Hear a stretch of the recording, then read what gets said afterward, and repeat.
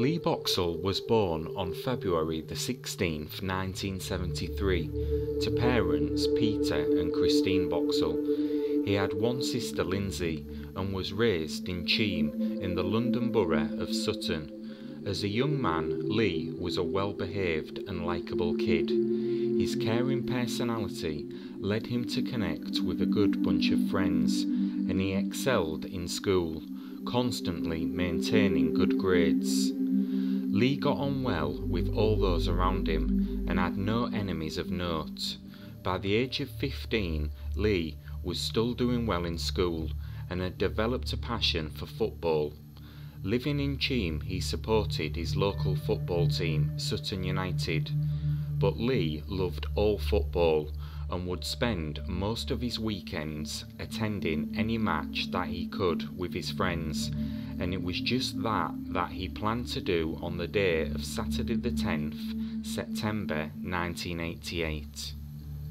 On that Saturday morning, the day started like any other.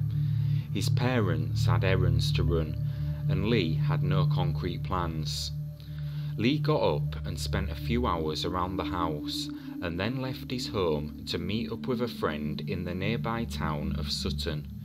It was around 11 AM, and Boxell and his friends spent a couple of hours window shopping, chatting and just hanging out.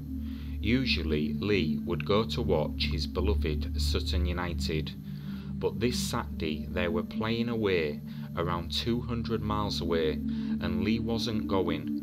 One of Lee's friends, however, was attending the game, and Lee gave him some money to purchase a programme for him. The friends separated around 1 PM. As they were departing, Lee said to his friend that he may go to Selhurst Park football stadium to watch the game between Charlton and Millwall, but this wasn't a confirmed plan.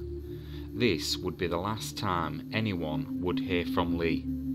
His parents would not be overly concerned come 5 PM.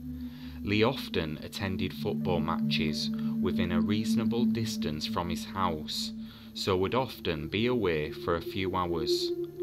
Although Lee wasn't particularly street smart, the area around Cheam wasn't overly dangerous, and it was still early in the day.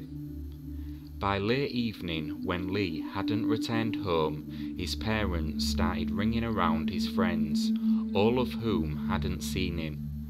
Upon contacting these, he was immediately reported missing to the police. His parents knew he was not the type of kid who would just not return home. If he hadn't come back, he needed help. Initially, the police told the family that Lee would most likely return home and didn't start an investigation. However, the family were adamant he would not stay out all night, as it wasn't in his character, and contacted them again the next morning. This time, they did take the disappearance seriously. Although his disappearance was suspected to be a runaway, the investigation eventually focused on the fact that Lee was to attend the Selhurst Park football ground. However, after looking through CCTV and conducting numerous searches, no evidence or sightings could confirm either way if he attended the ground that day. The police then appealed to any supporters that day to come forward if they remembered seeing Lee, but this led to another dead end. At the time, police didn't know, but it appeared they were searching in the wrong place. All the focus had been put on the fact that Lee went to the Selhurst Park football ground, but a witness that seemed credible would come forward to place Lee outside the Tesco's supermarket on Sutton High Street at 2:20 PM. With this being the case, it would then be highly unlikely that, given the distance away, that he would have then attended Selhurst Park. The new lead, however, didn't lead to any fresh developments as hoped for, and despite a Crime Watch appeal a couple of months later, the case quickly went cold. In 2001, links were suggested between Boxell's disappearance and Brian Lundfield, who had recently been arrested for the 1968 murder of Roy Tuttle. His body was found in woodland 3 days after his disappearance. He had been abducted from a street in Chessington, less than 4 miles away from Sutton, where Lee was last seen. Field was convicted in 1986 of the abduction of 2 boys in his car and was given a 4-year sentence. He did not serve the whole sentence and was released in 1988, the same year Lee disappeared. Field is also suspected by police of being responsible for the abduction and murder of Patrick Warren and David Spencer, 2 boys who vanished from Solihull, West Midlands in 1996, while Field was driving around in a van in the vicinity of where they were last seen. These boys have also never been found. Over the years, the case would go cold, and any leads or tips that did come in only led to dead ends. But in 2011, almost 23 years since Lee disappeared, the case would be thrust once again into the spotlight. In 2011, a local gravedigger named William Lambert was exposed as a paedophile and jailed for 11 years for sexually abusing young girls aged between 11 to 15. After his arrest, many witnesses came forward to the police with information that Lambert ran an unofficial youth club in the annex of St Dunstan's Church in Cheam at the time of Lee's disappearance. Furthermore, witnesses placed Lee as someone who had attended the youth club, which was also known as the Shed. With all this new information, the police decided to look further into the church and the youth club, believing that Lambert may be behind the disappearance of Lee. To further support this theory, an inmate close to Lambert came forward and reported how Lambert had remarked he had killed Lee and buried him in a graveyard. However, Lambert denied this allegation. Starting in June 2012, for the next 3 months, the police excavated part of the church graveyard, digs which would again continue in April 2013.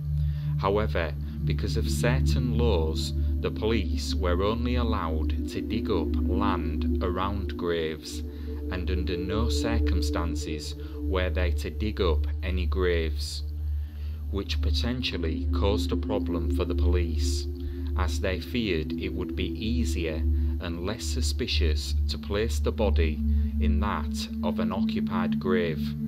Unfortunately, despite the efforts of the police, the almost year-long search found nothing.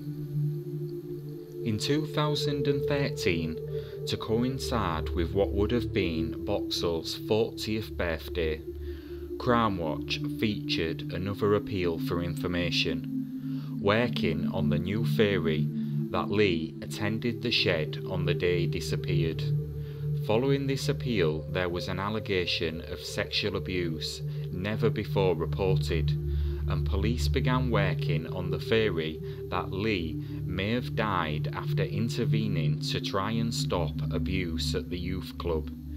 In 2014, Lambert and 2 others were arrested, but later released without charge.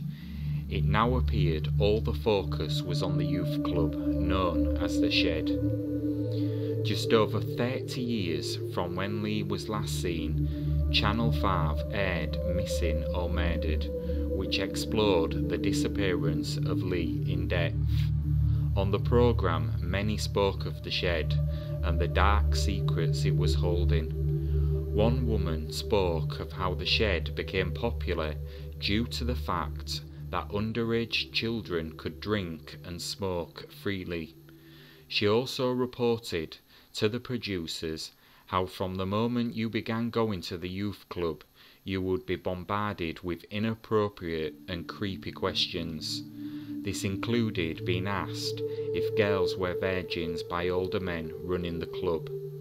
Often, the older men running the club would ask the girls to sleep with them, often with tricks such as it will improve their schoolwork if they do. Others talked about a mattress that was in a back room that the girls would be led to. In an interview, Steve Lambert, the son of William Lambert, opened up about his childhood of abuse at the hands of his dad. He told how Lambert would torture the family cat by putting him in the spin dryer just for a laugh, and he recalled how the monster killed his granny's budgie in front of him and his cousins after putting it in a plastic bag while still alive. He talked about one day how he found a pack of his father's pornographic playing cards and showed them to the other children in the flats where they lived.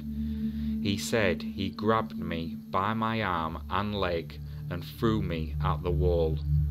I'm convinced he came to finish me off, but my mother dived across me to stop him and she said, "Bill, leave him alone, you're going to kill him."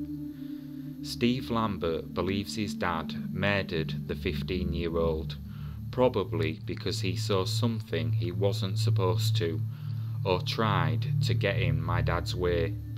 If William was responsible, he took the truth to his grave. He passed away in 2019. In 2023, Lee's parents made another passionate plea to the public, begging anyone who does know anything to come forward, pleading that they need to know what happened before they themselves passed away. As of November 2023, Lee's case remains unsolved.